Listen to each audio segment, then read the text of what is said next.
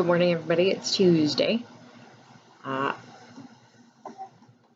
so what? Why do you guys have to be so loud? Why are you like this? Cats. As I'm sure you know. So how is everybody today? I'm also having a very complex week, let's say. So yeah, Phoebe, I feel ya. I'm sorry that you're having like a difficult time. I hope things smooth out for you. So I made notes. We'll see how it goes. I feel like there was something I was going to start out with, but I don't know what it was. So I guess I will just like head into my notes. Tinctures and all that stuff. I am not any kind of expert by any means, like at all. I have learned the stuff I have learned because of, like out of necessity, because I need it, not, and I mean, it is something that I find really interesting, but like, I probably also would not like have any particular base of knowledge to draw from if it weren't for the fact that I had to. But like this stuff is not difficult. Like I said the other day, to make a tincture, literally all you do is just like put some herbs in a jar and fill it up with vodka or like Everclear if you can get a hold of Everclear, depending on what strength you're trying to make and what you're trying to do. But basically put some herbs in a jar with some vodka and put a lid on it and then put it somewhere for like a couple months. Shake it once in a while. That's it. That's the whole process. The other stuff that I make is infusions, which are just teas. Like I steep them for a long time, like overnight instead of just for like 5 minutes or whatever, but like that's it. Or you can make a decoction, which is basically exactly like making a tea, except instead of taking the water off the heat before you put the herbs in, you like simmer the herbs for a little while. You do that for certain kinds of things.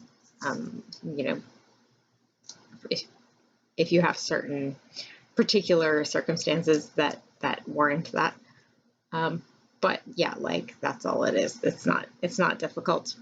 If you are interested at all, I'm happy to share whatever knowledge I've got with you.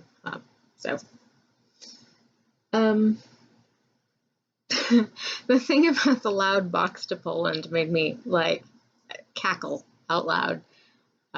Eric is very loud in particular. He's a problem. And so yes, it would be an extremely loud box.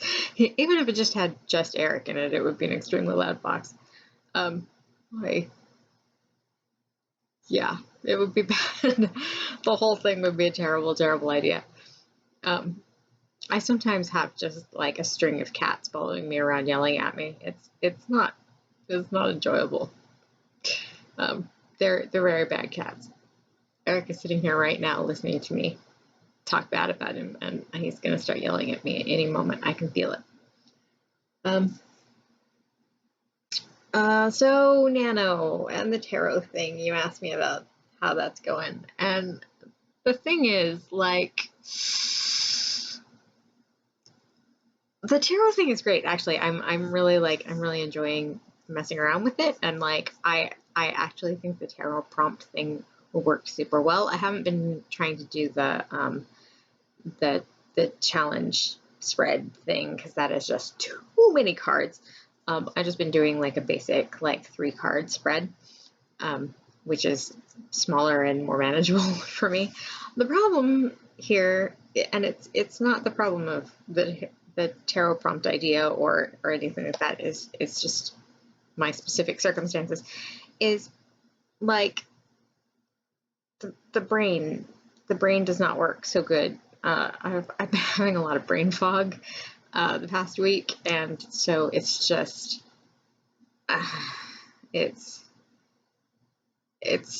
rough going.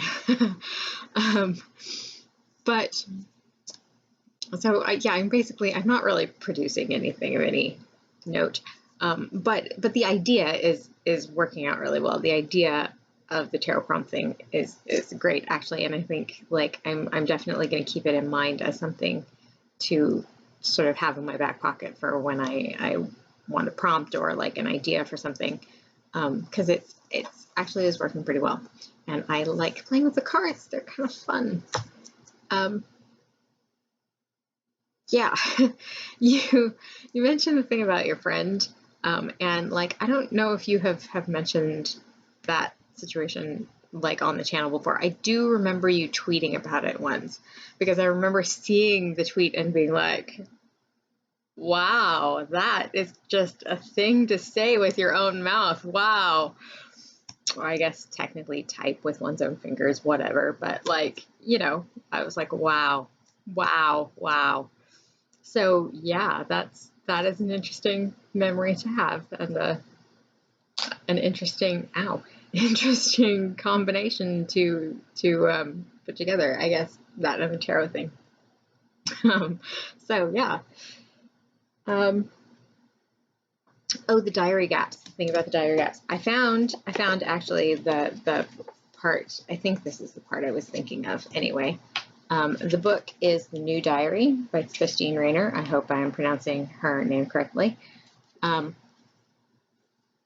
And so this is the paragraph, I think. I mean, she probably talks about it elsewhere in the book as well, but I think this is the part that I was remembering. So I'm going to read it just so you have it, I guess, because we were talking about it. So this is in like one of the early chapters, and she's just talking about like getting started writing in the diary. This book, I should probably explain what the book is about.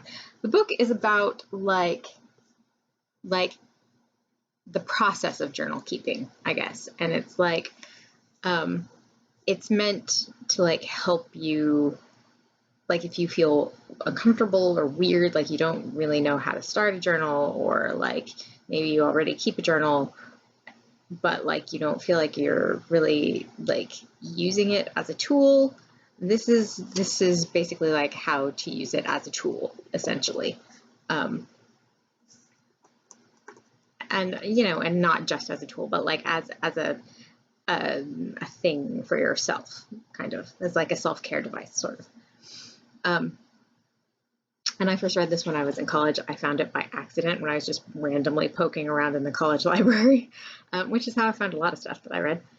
And I found it really helpful for me. Like it was like a book I didn't know I needed to read, I guess.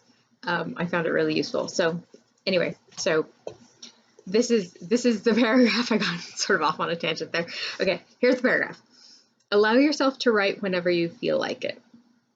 When you need the emotional release, when you need to clarify your thoughts, or when the spirit moves you, don't feel that you have to write when you don't want to or haven't the time. The diary allows you to make excellent use of time when you have it. It makes no demands when you haven't time for it. As it is in poetry, silence is part of the form. The blank time between entries speaks of great activity or deserts of experiences or absence for other reasons. The silence in diaries can speak as eloquently as the words. So that is the bit I was referencing, I think. There's probably some more in here somewhere that relates, but that I think was the part that I was specifically mentioning. I no longer really remember. Yeah. Remember what I said about the brain fog? Yeah, this is a problem. So I'm really glad that you got to go to a baseball game. By the way, I know that you must have missed it a lot. So I'm glad that was something that you could do safely and have that experience again after like not having it for a long time. I'm glad that you got to like do something fun. So how long have I been talking? I've been talking like almost 10 minutes. That's not too bad. That's way better than like I've been doing recently, like last time, which was like 20 minutes. So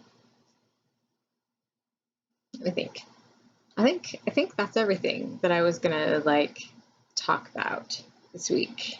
I'm trying to think if there's anything extra I need to stick in here that I have forgotten. I'm sure there is, but if there is, I don't remember what it is. So yeah, I guess I'm done. So, so I love you all a lot. I feeling a little scattered today. I love you all very much, and I hope that you're all doing really well. I hope, like, stuff is going well for everybody. Things are, complicated and weird pretty much all the time at this point. So, I hope everybody's doing well. I love you a lot, and I will see you next week. Don't forget to be awesome.